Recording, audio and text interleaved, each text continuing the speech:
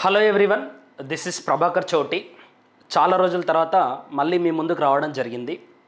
ఎందుకంటే ఈ ప్రభుత్వం మొదటి ఏడాదిలోనే 2 లక్షల ఉద్యోగాలు ఇస్తామని చెప్పి మోసం చేయడమే కాకుండా ప్రతిరోజు కూడా మేము 50,000 ఉద్యోగాలు ఇచ్చినాం, 60,000 ఉద్యోగాలు ఇచ్చినాం, త్వరలో 30,000 ఉద్యోగాలు, త్వరలో 40,000 ఉద్యోగాలు, మరియు నోటిఫికేషన్లు వద్దు అని చెప్పేసి ధర్నాలు చేస్తున్నారని చెప్పేసి ప్రతిరోజు డబ్బా కొట్టుకోవడము, ప్రతిరోజు అబద్ధాల పరంపర అనేది కొనసాగుతూనే ఉన్నది.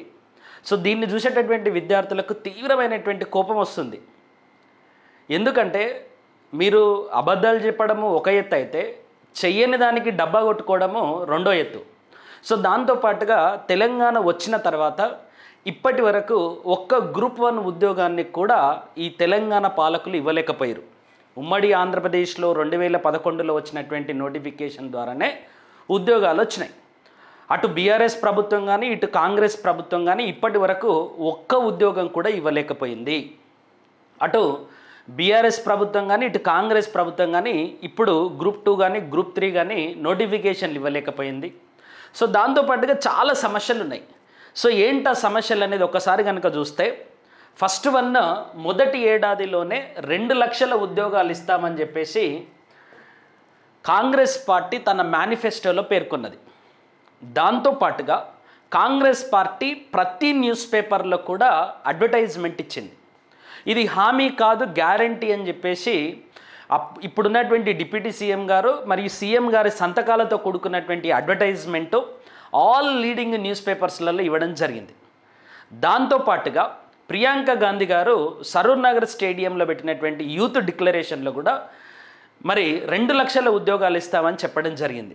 దాంతోపాటుగా రాహుల్ గాంధీ గారు అశోక్ నగర్ వచ్చి అశోక్ నగర్లో విద్యార్థులతోటి కూర్చొని మొదటి ఏడాదిలోనే 2 లక్షల ఉద్యోగాలు ఇస్తామని చెప్పేసి తన ట్విట్టర్లో పేర్కొనడం జరిగింది. తెలుగులో రాసిండు, మళ్ళీ మనకి ఇంగ్లీష్ హిందీ అర్థమవుతుందో కాదా అనే ఉద్దేశంతో తెలుగులో రాయడం జరిగింది. సో దాంతోపాటుగా మల్లికార్జున్ ఖర్గే గారి ఫోటోతో కూడుకున్నటువంటి అడ్వర్టైజ్మెంట్లను కూడా విపరీతంగా ప్రచారం చేశారు. ఇప్పుడు ఆ 2 లక్షల ఉద్యోగాలు ఏవి అని కనుక మనం క్వశ్చన్ వేస్తే రకరకాల పిచ్చి సమాధానాలు చెప్పడం జరుగుతుంది. దాంతోపాటుగా ప్రతిరోజు నోటిఫికేషన్లు వద్దు అని ధర్నాలు చేస్తున్నారు.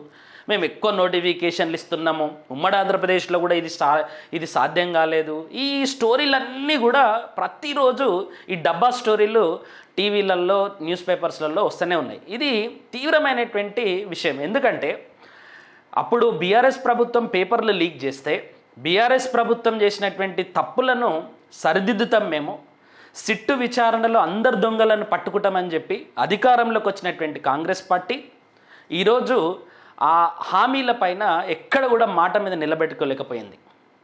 ఎందుకంటే మీరు ప్రెస్ క్లబ్కి వచ్చి నిరుద్యోగులతోటి ప్రెస్ మాట్లాడారు, అశోక్ నగర్ వచ్చి ధర్నాలో కూర్చున్నారు, హైకోర్టులోకి వెళ్ళి కేసులు వేసిరు, విద్యార్థులతోటి బస్సు యాత్ర చేయించుకున్నారు. గెలిచిన తర్వాత ఇప్పుడు మీకు మాకు సంబంధం లేదన్నట్టుగా కొట్లాడేటోళ్ళందరూ కూడా బీఆర్ఎస్ పార్టీకి వత్తాసు పలుకుతున్నట్టుగా, ఎందుకు మీకు సపోర్ట్ చేసినప్పుడు అప్పుడు వాళ్ళందరూ కూడా ఇంకా కాంగ్రెస్ పార్టీ వాళ్ళు అవుతారా? విద్యార్థులు కానీ విద్యార్థి నాయకులు కానీ ఉద్యోగ నోటిఫికేషన్లు కొట్లాడేటటువంటి వీళ్ళ మీద అబాండాలు వేయడము, వీళ్ళను తిట్టడము, వీళ్ళ మీద రకరకాలైనటువంటి మీమ్స్ చేయడము తప్ప మీరిచ్చినటువంటి మాట మీద మీరు ఎంతవరకు నిలబడ్డారనేటటువంటి అంశం మీద మాత్రం ఈ కాంగ్రెస్ పార్టీ సమాధానం ఇవ్వట్లేదు. సో ఇది ఇలాగే గనక కొనసాగితే నోటిఫికేషన్లు వచ్చేటటువంటి పరిస్థితి అయితే లేదు. ఒకవేళ వచ్చిన నోటిఫికేషన్లను కూడా ఒక పద్ధతి ప్రకారం నింపేటటువంటి వ్యవస్థ కూడా ఇక్కడ లేదు. సో ఓవరాల్గా నష్టపోయేది ఎవరు అని అంటే విద్యార్థులే నష్టపోతారు. గత 10 సంవత్సరాల నుండి చదువుతున్నటువంటి విద్యార్థులు నష్టపోతారు. ఓవరాల్గా తెలంగాణ విద్యార్థులు తెలంగాణ కోసం కొట్లాడి తెలంగాణ అభివృద్ధిలో భాగస్వామ్యం కాకుండా ఇలాగే నిస్తేజంతో ఉండిపోయేటటువంటి పరిస్థితి వస్తుంది. సో దీన్ని అడ్డుకోవాలి అంటే విద్యార్థుల నుండి కూడా ఖచ్చితంగా ఒక ప్రతిస్పందన అనేది అవసరం. సో దీనికోసమే మరి జూన్ 20వ తారీఖు రోజు ఇందిరా పార్క్ దగ్గర ఉదయం 10 గంటలకు మరి మన మిత్రులందరూ కలిపి నిరుద్యోగ మహాగర్జన పేరుతోటి ఒక మీటింగ్ను ఆర్గనైజ్ చేస్తారు. సో ఈ మీటింగ్లో కనుక మీరు పార్టిసిపేట్ చేయగలిగితే ఈ మీటింగ్లో కనుక మీరు పార్టిసిపేట్ చేసి మీ యొక్క గళాన్ని కనుక విప్పగలిగితే అప్పుడు ప్రభుత్వానికి అసలు మీరు ఏం కోరుకుంటున్నారు, నిజంగా విద్యార్థులు కోరుకుంటున్నారా లేదా, విద్యార్థులు నోటిఫికేషన్లు అడుగుతున్నారా, లేకపోతే కోచింగ్ సెంటర్లలో అడుగుతున్నారా, లేకపోతే ఇన్స్టిట్యూషన్స్లలో కుట్ర చేసి అడుగుతున్నారా అనేటటువంటి అంశం వాళ్ళకి అర్థమవుతుంది. ఓవరాల్గా ఇక్కడ నోటిఫికేషన్లు వచ్చి విద్యార్థులకు ఉద్యోగాలు రావాలి. సో గురుకులంలో బ్యాక్లాగ్స్ మిగిలించుకున్నారు. ఇప్పుడు గ్రూప్ 2 గ్రూప్ 3లో కూడా బ్యాక్లాగ్స్ మిగిలించుకోవాలనుకుంటున్నారు. గ్రూప్ 1లో బ్యాక్లాగ్స్ మిగిలించుకోవాలనుకుంటున్నారు. సో దాంట్లో ఇక్కడ ఒక మొదటి ఫోటో ఉంది చూడండి, కాంగ్రెస్ జాబ్ క్యాలెండర్ అని చెప్పేసి వాళ్ళు అన్ని న్యూస్ పేపర్స్లలో ఇచ్చారు. సో ఈ జాబ్ క్యాలెండర్ ఇప్పటివరకు అమలు చేయలే. మొదటి ఏడాదిలో 2 లక్షల ఉద్యోగాలు ఇస్తామని చెప్పేసి ప్రభుత్వం మోసం చేసింది, 100% మోసం చేసింది.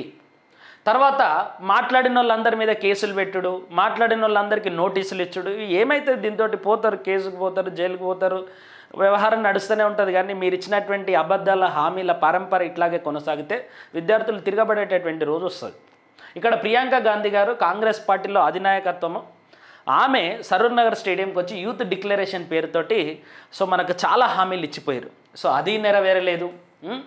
తర్వాత రాహుల్ గాంధీ గారు ఇక్కడ చూడొచ్చు మీరు, అశోక్ నగర్ వచ్చి అశోక్ నగర్ విద్యార్థులతోటి మరియు లైబ్రరీ విద్యార్థులతోటి కూర్చొని చాలా హామీలు ఇచ్చిపోయిండు.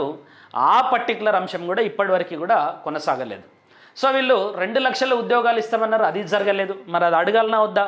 అడగాలంటే నువ్వు ఇంట్లో కూర్చుంటే కాదు కదా, అందరు కలిసి ఒక దగ్గర వచ్చి మరి మీ యొక్క సమస్యను రిప్రజెంట్ చేయాలి కదా. ఇక్కడ రావాల్సింది ఫ్యాకల్టీసు, రాజకీయ నాయకులు, ఇన్స్టిట్యూషన్స్ కాదు, విద్యార్థులే వచ్చి విద్యార్థులే నినదిస్తే దానికి ఒక శాంక్టిటీ ఉంటుంది, దానికి ఒక లెజిటిమసీ ఉంటుంది.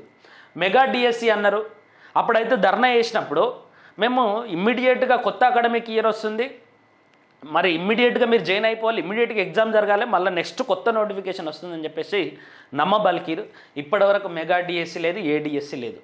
సో జియో నెంబర్ 46ను రద్దు చేస్తామని చెప్పేసి మాయమాటలు చెప్పేసి అధికారంలోకి వచ్చి ఆ జియో నెంబర్ 46ను రద్దు చేయలేదు, పోలీసు నియామకాలు మళ్ళీ చేపట్టలేదు. సో ఇంకా గ్రూప్స్ నియామకాలు అయితే ఎంత తక్కువ మాట్లాడుకుంటే అంత మంచిది. ఆ మధ్యలో బాగా గొడవ చేస్తే మేము ఇమ్మీడియట్గా కొత్త నోటిఫికేషన్ ఇస్తాం, చాలా పోస్టులు ఉన్నాయన్నారు. సో ఇప్పటివరకు అతి లేదు, గతి లేదు. తర్వాత బట్టి విక్రమార్క గారు అసెంబ్లీలో జాబ్ క్యాలెండర్ ప్రకటించారు, అక్కడ కొన్ని తేదీలు ఇచ్చారు.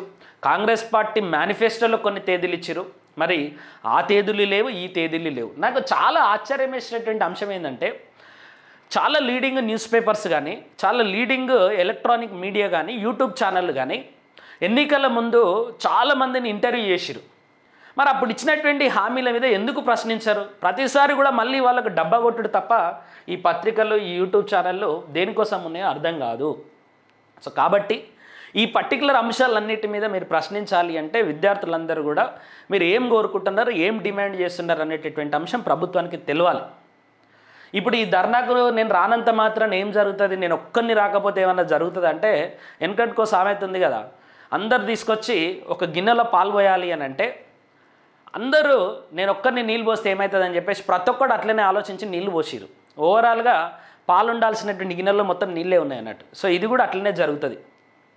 నేను ఒక్కరిని రాకపోతే ఏమవుతుంది, నేను ట్విట్టర్లో ట్వీట్ చేస్తా, ఫేస్బుక్లో అది చేస్తా, చెయ్యి, అది చేసేటటువంటి క్రమంలో అది చెయ్యి.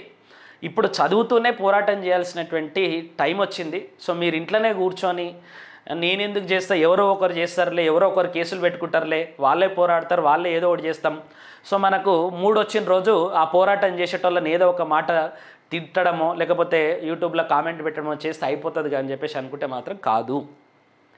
ఎవరి ప్రయారిటీస్ వాళ్ళకు ఉంటాయి, ఎవరి రాజకీయ ప్రయోజనాలు వాళ్ళకు ఉంటాయి. కానీ నీకు నోటిఫికేషన్లు కావాలంటే నువ్వే నినదించాల్సినటువంటి సమయం ఇది. సో తెలంగాణ కోసం కూడా విద్యార్థులు కొట్లాడుతూనే తెలంగాణ వచ్చింది. ఏదో రాజకీయ నాయకులు కొట్లాడుతానో, రాజకీయ నాయకులు లాబీ చేస్తున్నో రాలే. విద్యార్థులు వీరోచితంగా పోరాడిరు, ప్రాణాలు అర్పించారు కాబట్టే తెలంగాణ వచ్చింది. ఈరోజు కూడా విద్యార్థులు కొట్లాడితేనే ఈరోజు బీఆర్ఎస్ ప్రభుత్వం పోయి కాంగ్రెస్ పార్టీ వచ్చింది అధికారంలోకి. మళ్ళీ మీరు కొట్లాడితే తప్ప మీకు నోటిఫికేషన్లు వచ్చేటటువంటి పరిస్థితి లేదు. కాబట్టి మరి చాలామంది మిత్రులు సో మన దగ్గరికి కూడా వస్తా అన్నారు, మనం ఒక వీడియో చేద్దామని చెప్పారు. కానీ వాళ్ళందరూ కూడా ఖమ్మం, వరంగల్, కరీంనగర్ లాంటి రకరకాల లైబ్రరీస్ తిరుగుతూ ఉన్నారు కాబట్టి సో వాళ్ళు రాలేకపోయారు. సో ఈ నిరుద్యోగ మహాగర్జనలో దీన్ని ఎవరు ఆర్గనైజ్ చేస్తారు, ఎట్లా ఆర్గనైజ్ చేస్తారు, ఏం ఆర్గనైజ్ చేస్తారు అనేటటువంటి అంశాలు పట్టించుకోకుండా ఇది నిరుద్యోగులకు సంబంధించినటువంటి అంశం. సో ఆర్గనైజర్స్ మీద మీకు ఎలాంటి అభిప్రాయం ఉన్నా సరే ఇట్ డస్ నాట్ మ్యాటర్, ఎవరు చేసినా సరే ఓవరాల్గా ఇది నిరుద్యోగులకు సంబంధించినటువంటి అంశం కాబట్టి దీనికి సపోర్ట్ చేస్తే పెద్ద ఎత్తున ప్రభుత్వం మీద ఒత్తిడి తీసుకురాగలిగితే అప్పుడు మనం నోటిఫికేషన్ ఆశించేటటువంటి అవకాశం ఉంటుంది. కాబట్టి 20వ తారీఖు 10 గంటలకు ఇందిరా పార్క్ దగ్గర ధర్నా ఉంది, నువ్వు కూడా కదిలిరా. ఓకే, సో నువ్వు కూడా నీ యొక్క సంఘీభావంగా వచ్చి అక్కడ కనుక నీ ప్రజెన్స్ ఉండగలిగితే సో అది ఉద్యమానికి మంచి బలం అవుతుంది, ప్రభుత్వం మీద ఒత్తిడి పెరుగుతుంది, నీకు కూడా ఒక సెల్ఫ్ సాటిస్ఫాక్షన్ వస్తుంది. కాబట్టి ఈ విషయాన్ని గమనించి ప్రతి ఒక్కరు కూడా ఈ మీటింగ్లో పార్టిసిపేట్ చేస్తారని చెప్పేసి ఆశిస్తున్నాను. Thank you all.